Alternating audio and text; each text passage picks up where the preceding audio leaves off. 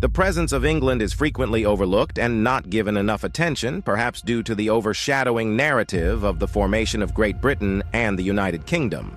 However, it's essential to recognize that England has existed since 927 AD. So, how did England come into being? Who inhabited the land before the English, and what led to its evolution into the nation it is today? As the influence of the Roman Empire waned in the British Isles, the territory corresponding to present-day England experienced a significant influx of Anglo-Saxon Germanic tribes. Historical accounts suggest that following the departure of the Romans, the indigenous Britons faced incursions from neighboring Picts and Scots. In response, they sought assistance from certain Anglo-Saxon groups with the expectation that they would help repel the other invaders. Following their successful expulsion of the Scots and Picts, the Germanic tribes redirected their focus towards the native Britons, asserting their dominance by the beginning of the 7th century. Subsequently, these Anglo-Saxon leaders established their own realms, including the kingdoms of Essex, Kent, Sussex, Mercia, East Anglia, Northumbria, and Wessex across the British mainland. While historical documentation from this period is sparse, it is evident that the Anglo-Saxon kingdoms faced their own set of challenges in the ensuing centuries. However, their relatively peaceful coexistence would soon be disrupted by new invaders on the horizon. In 793, the tranquility of Lindisfarne Monastery was shattered when a Viking army descended upon its sacred grounds, pillaging and plundering with ruthless efficiency.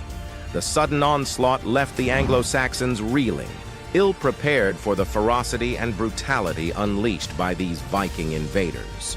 By the close of 870, the Danish invaders had conquered East Anglia, followed swiftly by the fall of Mercia just 4 years later. With the Vikings tightening their grip on Northumbria in 875, Wessex stood as the solitary major kingdom still under Anglo-Saxon rule. Following the demise of Wessex's reigning monarch, Ethelred, his younger sibling Alfred assumed the mantle of safeguarding the kingdom's autonomy. Initially resorting to appeasement through tributes to the Viking invaders, Alfred eventually mustered the resolve to confront them head-on. This resolve reached its apex at the Battle of Edington, where the Danes suffered a resounding defeat, effectively quashing their aspirations of subjugating Wessex. In the midst of a power vacuum in Mercia during this period, King Alfred seized the opportunity to extend his influence over the region. Rather than installing a new monarch, he appointed an ealdorman to govern Mercia under his supervision. This arrangement ensured that King Alfred retained ultimate authority over both Wessex and Mercia, although a portion of Mercian territory was relinquished to Viking control. Following the demise of the King of Wessex and the concurrent leader of Mercia in 911, Edward the Elder and Ethelflaed assumed their roles as successors.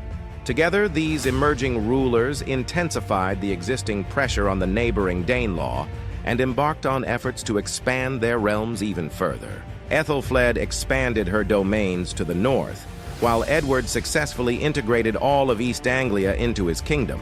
Ethelflaed's advancement led to the extension of Mercian territory up to York, where the residents chose to pledge allegiance to her rather than engage in conflict. However, shortly after these triumphs, Ethelflaed passed away, leaving her daughter, Elfwin, poised to succeed her and maintain the momentum of expansion. Surprisingly, the Mercian populace swiftly removed their new ruler, inadvertently paving the way for King Edward of Wessex to swiftly annex all of Mercia shortly thereafter. By 918, the Anglo-Saxons pressed deeper into Danelaw territory, steadily expanding their domain. Upon Edward's demise in 924, all the recently acquired territories had sworn fealty to the king, consolidating Anglo-Saxon power. This ensured a stable foundation for Aethelstan, Edward's successor, as he assumed the throne. During this period, Ethelstan's sister wedded the Viking leader Sihtric, who held sway over Northumbria. Upon Sihtric's demise, Aethelstan capitalized on the opportunity and integrated the kingdom of York into his realm. With Northumbria now within his grasp, the king solidified its incorporation into his expanding domain. Historians commonly regard this era as the birth of the Kingdom of England. Yet Ethelstan's ambitions for territorial expansion were far from over. Despite adopting the title King of the English at this juncture, the political landscape remained complex, and the entity he ruled was not entirely analogous to the England we recognize today. In 937, Ethelstan seized the opportunity to extend his authority by launching an invasion of Scotland, then known as Alba. The Scottish kingdom found itself at a disadvantage and sought assistance from neighboring sovereign states. This led to an alliance between Constantine II, King of Alba, Olaf Guthfrithson, King of Dublin, and Owain, King of Strathclyde. Under the leadership of King Olaf, the alliance confronted the English forces at the decisive Battle of Brunanburh. While the exact location of this battle remains unknown, historical records confirm the severe defeat suffered by the alliance at the hands of the English invaders. Casualties were devastatingly high on both sides, but it was clear that Ethelstan and the English emerged as the undisputed victors. Many historians speculate that this pivotal clash played a significant role in cementing the unity of England and fostering a renewed sense of nationalism and pride among the English populace. Nevertheless, the Battle of Brunanburh did not result in the incorporation of Alba or Strathclyde into the Kingdom of England, as both regions remained independent. England, however, would need to demonstrate its ability to assert control over its territories. The Vikings, though temporarily thwarted, would return to challenge the young kingdom at the close of the 10th century. Following Ethelstan's death in 939, King Olaf, the previously defeated ruler of Dublin, seized the opportunity presented by England's temporary instability.